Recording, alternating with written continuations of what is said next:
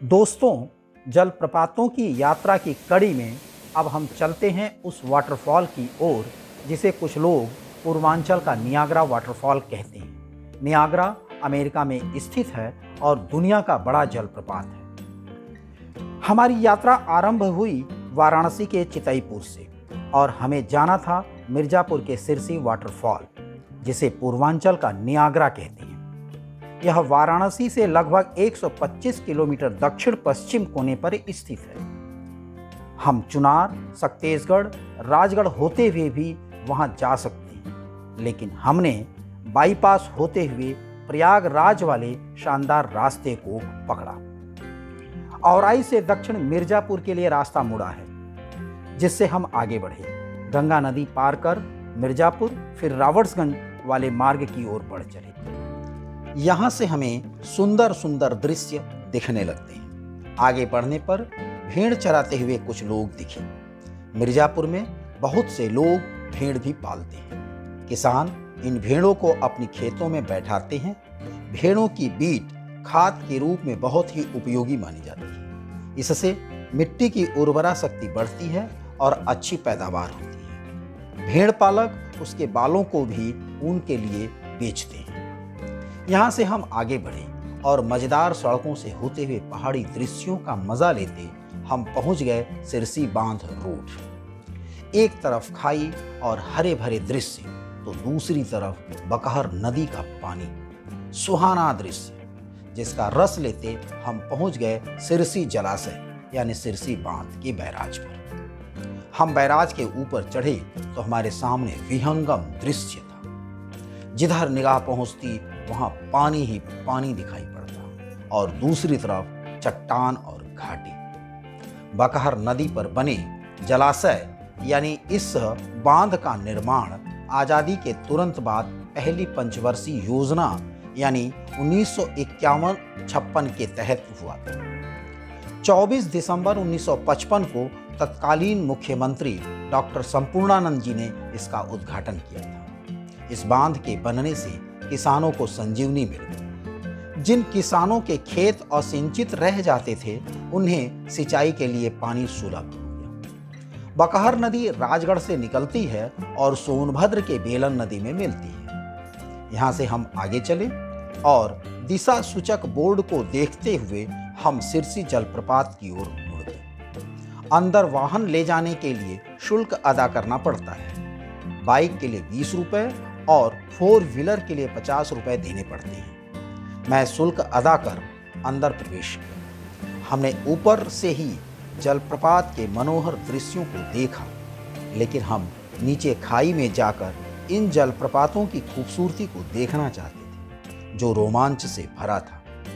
नीचे जाने के लिए सीढ़ियां बनी थी, लेकिन इसे बंद कर दिया गया था। उससे आगे एक तरफ रास्ता नीचे जाने के लिए है, लेकिन यह रास्ता बहुत ही खतरनाक है। पर हमने इस रास्ते से नीचे उतरने का निर्णय लिया, जो हम जैसे अनजान के लिए बहुत ही खतरनाक है। हम साहस जुटा नीचे घाटी में उतरने लगे। नीचे उतरने पर हमारे सामने बहुत ही खूबसूरत नज़ारा था। हमने पेड़ों और झुरमुटों के बीच से झरनों के समूह को देखा, पर वहां तक पहुंचना बहुत ही कठिन था।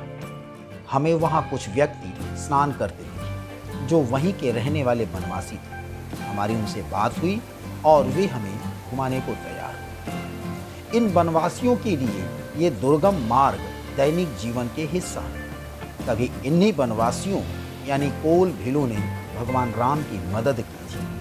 आज हमारी मदद करने के लिए इन्हीं में से एक आगे आए, जिनका नाम था राम लपटपुर। इन्होंने हमें चिकने, नुकीले और सकरे चट्टानों के बीच से उस स्थान पर पहुंचाया जहां ऊंचाई से नीचे पानी गिर रहा था। अद्भुत दृश्य। हमारे सामने 2 बड़े बड़े जलप्रपात थे। साथ में कई स्थानों से पानी गिर रहा था। जलप्रपातों के ये दृश्य रोमांच पैदा करते हैं। तेज आवाज और फुहार सुख दे रहे हैं।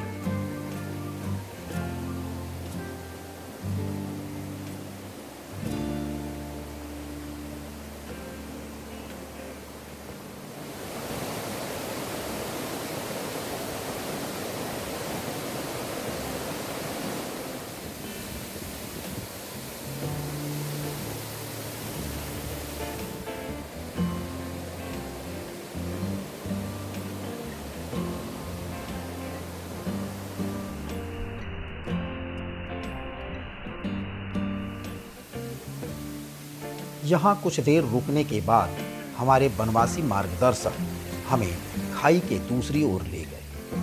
हमारे सामने शानदार नज़ारा था। यहाँ भी दो बड़े बड़े जलप्रपात मोहित कर रहे थे, जिसका पानी कुंड से होते हुए आगे जा रहा था। हम अद्भुत दृश्य देख रहे थे। हम ही क्या, कोई भी इन दृश्यों को देखकर इनके मोह पाश में बंध जाए।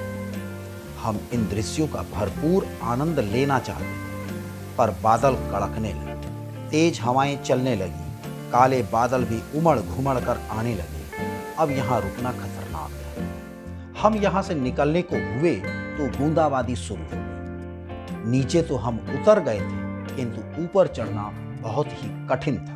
खड़ी चढ़ाई थी, धड़कनें तेज हो गई, पैर जवाब देने लगे। एक जगह लगा कि मैं गिर जाऊंगा, पर हमारे बनवासी पथ प्रदर्शक ने संभाला और सहारा देकर ऊपर चढ़ाए। हम वहां विश्राम स्थल पर पहुंचे।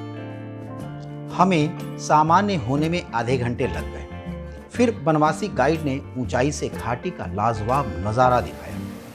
यद्यपि यहाँ आना भी खतरनाक था, हम उसके सहयोग से ही यहाँ पहुँच सके। हमें विहंगम दृश्य दिख रहा था। पहाड़ से नीचे गिरते 4 बड़े झरने दिखे। इसके दूसरी तरफ भी एक बड़ा खूबसूरत झरना मोहित कर रहा था। यहाँ जलप्रपातों का समूह थिरकता सा लगा। ये मनभावन दृश्य पैदा कर रहे थे। इनके नीचे गिरने की आवाज थाप के रूप में सुख दे रही थी। लगा ये धवल जलधाराएं नृत्य कर रही हैं। शायद इन्हीं दृश्यों को देखकर कुछ लोग इसे उत्तर प्रदेश के पूर्वांचल का नियाग्रा वाटरफॉल कहते हैं। दुर्भाग्य की बात है कि इसे विकसित नहीं किया गया। यह पटेहरा रेंज में आता है। पटेहरा के रहने वाले मुन्ना कहते हैं कि यह सिरसी जलप्रपात मिर्जापुर की शान है, बस इसे संवारने की जरूरत है। चंदौली चंद्रप्रभा वन के रेंजर ब्रिजेश पांडे कहते हैं कि निश्चित रूप से यह एक शानदार जलप्रपात है, किंतु इसे नियाग्रा फॉल कहना अतिशयोक्ति होगी। इन दृश्यों को देखने से मन तो नहीं भरा था, लेकिन सूरज ढलने लगा। जंगल में जलावन के लिए लकड़ियों को लेने गए लोग वापस होने लगे। चरवाही भी पशुओं को लेकर अपने घर की ओर लौट रहे थे। हम भी विवश थे वापस लौटने के लिए।